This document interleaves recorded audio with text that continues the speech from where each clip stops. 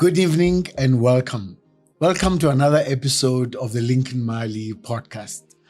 This is where we meet amazing trailblazers, people who make a difference in the life of our society, who make changes, and who are pioneers in their environment.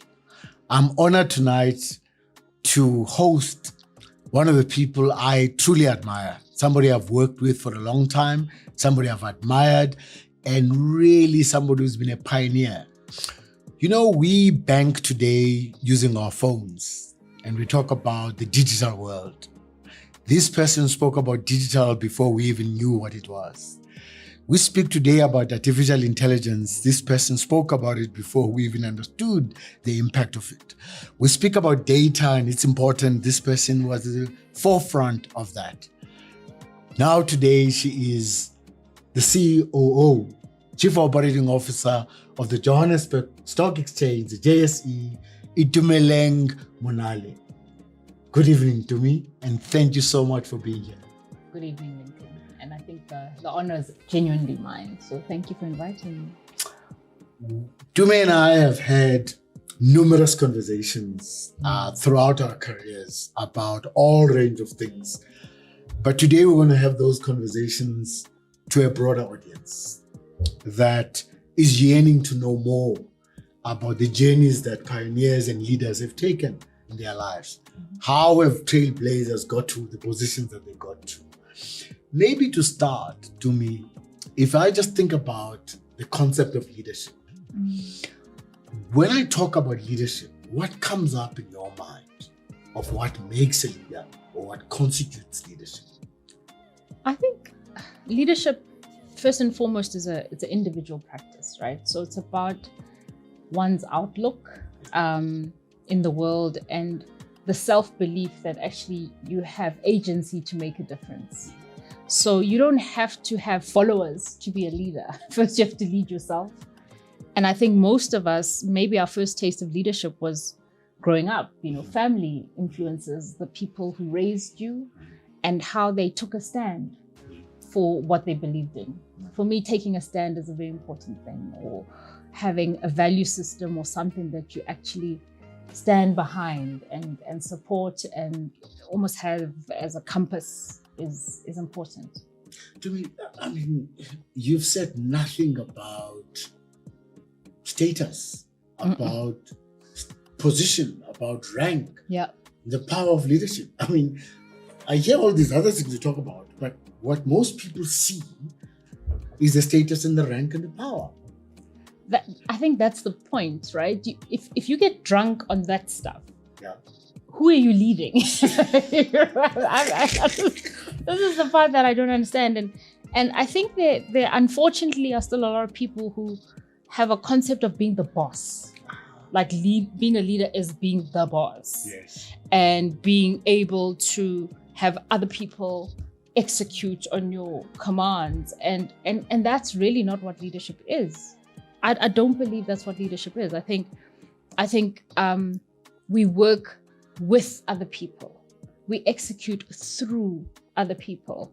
And the human part is the most important component, right? So first and foremost, I differentiate the word leader from every other word that means someone at the pinnacle of an organization. Do you understand? Yes. Because I think we all have leadership roles depending on the context. Yes. I mean, you're a family man. I'm sure there are contexts in which your child will lead you rather than you lead them, right? And so it's situational. But for me, the common thread through every leader I personally have admired is a first and foremost genuine care and love of other people. You have to think beyond yourself, in my mind, to be a leader. So you're saying leading without loving people is manipulation? Yes, absolutely. So you have to love the people. You have to love the people. And stand for something. Correct. Because if you are just leveraging them, like they're a resource. You're using them. You're using them. To get to an outcome. Correct. Right? Yeah. And should you not get your outcome, then how you treat them will vary, will change. And do you think leaders, because leaders sometimes don't think people see this. It is so transparent. So people can see if you're using them towards an outcome which is yours or towards something bigger. Yes, because there will come a time where you need to make a decision between the best outcome for the human that you are working with versus the best outcome for the organization. So there's a period of time where our purpose and our objectives as individuals are in alignment with the organization or the context that you're in. That's a great space to be in. Great space to be in, win-win. Yes. Everything works and it's aligned, right? But journeys kind of work together for a while and then they diverge. Yes. And at the point where the best thing for the individual, for them to fly, for them to move on, is to be divergent with the organization. It might be a big loss for the organization, but the leader that cares about the individual will say, this is the best thing for you. Because if you take this next step, it will have a huge impact on your trajectory, on your sense of purpose, on where you're going, and it'll be lost for the organization. But guess what? Organizations survive. Eh? So if I'm a young person, I'm listening to you, you're having this discussion. You're a CEO, I'm a CEO, and people are like, we want to get there. And because of the status, the power, and you're saying, no, there's no joy in that. There's a joy in something bigger. Help me understand that so that others can understand that there's joy in what you're talking about. First and foremost, let's not glamorize it. Okay. Yeah? Yes. I don't know about you, and I'm sure this is the case. But the most sleepless nights we spend as leaders is worrying about other people. Absolutely. Right? Yes. It's less so the bottom line. Yes. It's less so, there might be risks in the organization. Those can be mitigated. But the things that probably keep you awake at night is when this person is not doing what they're supposed to do, or this one's not thriving, or this. And that's a preoccupation, because the energy that comes to work has to be in the right space. Yes. And when negative energy is in there, for whatever reason, it detracts from the outcome. Yes. Right? So anybody who's looking at it like, oh, it looks so good, you're C something, CIOC, FOC, whatever, it comes with a hell of a lot of burden. If you're a manager of a team, the smaller the team, the less the burden. Those are livelihoods. Yes. Those are families behind those people. Those are mental wellness, times however many people that you are interacting on a day-to-day basis. And so it might look attractive, but understand what you're asking for if you want to be in that position. And I think a lot of people, it sounds glamorous. It looks like a status thing. You get to be interviewed on TV, you get to be quoted, you get to XYZ, but in reality, you are on the spot, right? If it goes bad, you're on the spot. Yes. More eyes are looking at you, and when they look at you, they're looking to you. Yes. For unlocking of burden, for clearing of pathways, for taking things to better places, and that requires a lot of energy.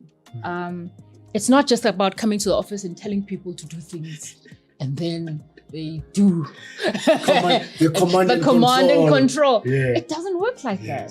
When people are in fear, they are at their least creative. Can't get innovation. In a fear environment. Can't get creativity. No new ideas. No, but even if you're in a bind, now if there's a crisis, you need creativity to get you out the crisis. If people don't feel like they're in a safe environment, that someone's got their back, there's trust, and they can be at ease, knowing that the panic is about the situation, not about their own, how they show up. It's a very different dynamic. So, it can be extremely rewarding. And the best part, honestly, it's not about your name and lights, etc. Is when you took something or someone from here to a better place, and you can see the thriving as a result. That for me is the pinnacle. So tell me about that, Tumi, because I sometimes battle to get it across to people. That joy when you give somebody a bonus letter, a promotion letter, when they tell you they bought their house, when they tell you they've got their car. How much money can you put to that? You can't. Yeah. You absolutely cannot. Yes. And I actually think it's very hard to put it in words and let a person who hasn't experienced it experience it. Yes. You have to go through it once, you'll be hooked. Yes. It's like a drug. You want to see that And again and care, again. Yes. Because if you're pretending, that's your reward. If you're pretending you wish that bonus was also coming to you, or that promotion was coming to you. I gave them but too much. If you are genuinely giving it, it's unconditional. There's nothing above that joy. And the only thing I can liken it to, for people who are parents, it's seeing your child succeed in whatever they wanted to succeed. So when your child graduates, or when my firstborn just finished high school, and that moment of wow, you're now an adult. You can sign your own contracts. It's unquantifiable, really. I don't think you can put a price to that. And if I go back to what you said earlier, you are influenced by your environment, the people you grew up with, the people who influenced you or molded you, and set a foundation of values and principles. Tell me a bit about those people. It's amazing. I was raised by a group, a little village of extremely strong women. But before I get to the strong women, let me start with my father. I've recently learned something. I'm a scientist, so I take data points and I start seeing trends and extrapolating. And my observation is that every woman I've seen in the world of work who is comfortable in their own skin, who is self-assured, confident, and really genuinely is out to support others, is not, toxically competitive, 100% of the time when I ask about their upbringing, they had amazing fathers. Their dads were the first man to show them unconditional love, but unconditional, admiration with no expectation of anything else. And only your father can give you that, right? So in our roles as fathers to it's daughters, so important. Our presence, our support can affect an entire generation, isn't it? Can affect an entire generation, can affect organizations, because the organizations that those women lead are going to be very different to someone who's carrying a wound of abandonment or a wound of not that self-assurance. And there's a close friend of mine who, she's in her 50s now, and she's taken a retreat, and she found the need to do this because her father passed about 5 years ago. But her father was one of those amazing, phenomenal dads. And she said she didn't realize that 5 years later, she's still mourning her father. Because when her father was alive, she didn't realize this, right? She says, when I walked in the room, in his eyes, I could see who I am.